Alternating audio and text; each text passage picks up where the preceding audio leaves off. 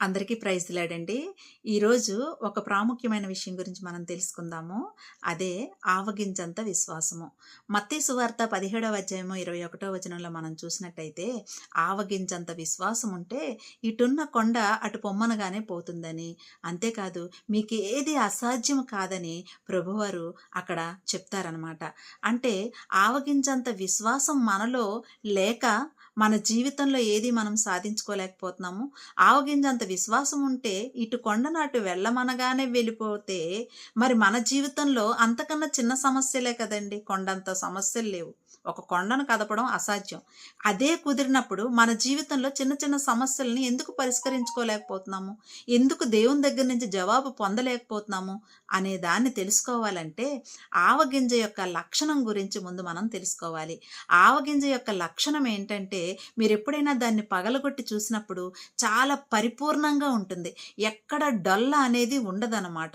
ఈ రోజు నాడు మనం పరిపూర్ణత గల విశ్వాసాన్ని కలిగి ఉంటున్నామా అంటే, డొల్ల అనేది దేనికి సూచిస్తుందంటే వేషధారణకి సూచిస్తుంది. మనం ఈ రోజు నాడు నిజంగానే పరిపూర్ణత కలిగిన విశ్వాసులుగా ఉంటున్నామా, లేక వేషధారణ కలిగినటువంటి విశ్వాసులుగా ఉంటున్నామా?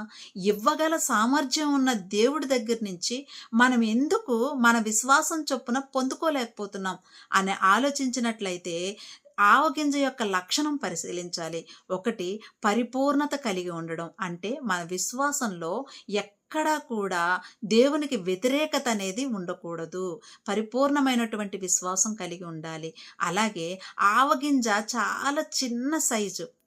అంటే దానిలో ఎంత సామర్థ్యం ఉందంటే, అది భూమిలో నాటితే కూర మొక్కల కన్నా పెద్ద మొక్కగా, అంటే పక్షులు వాలినట్టుగా, మత్తయి సువార్త 13వ అధ్యాయము 31వ వచనంలో కూడా అందులో చెప్తారు కదండి ప్రభువారు.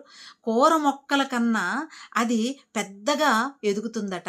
అంటే అంత ఎక్కువ సైజులో అది ఎదగగలదు. అంటే దాని సైజు చిన్నగా చూపించుకుంటుంది. ఈ రోజునాడు మనం విశ్వాసిగా ఉన్నామంటే దేవుడు అదే చెప్తున్నాడండి, తగ్గించబడాలి అని. మనం ఎంతమంది విశ్వాసులం తగ్గింపు జీవితాన్ని అనేది జీవిస్తూ ఉన్నాం. మనం తగ్గించుకుంటూ ఇతరులను మనము ఎక్కువగా చూస్తున్నాము.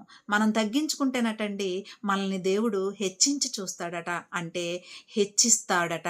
మరి ఈ రోజునాడు మన జీవితంలో మనం ఆశీర్వాదాలు పొందుకోలేకపోతున్నాము అంటే గనక, మనం మన జీవితంలో మన సమస్యలను అధిగమించలేకపోతున్నాము అంటే గనక, పరిపూర్ణమైనటువంటి విశ్వాసాన్ని మనము పొందలేకపోతున్నాం కదండి. అయితే పరిపూర్ణమైనటువంటి విశ్వాసాన్ని పొందాలంటే మనం ఏం చేయాలి అనేటటువంటి విషయాన్ని మీకు నెక్స్ట్ వీడియోలో తప్పకుండా చెప్తాను.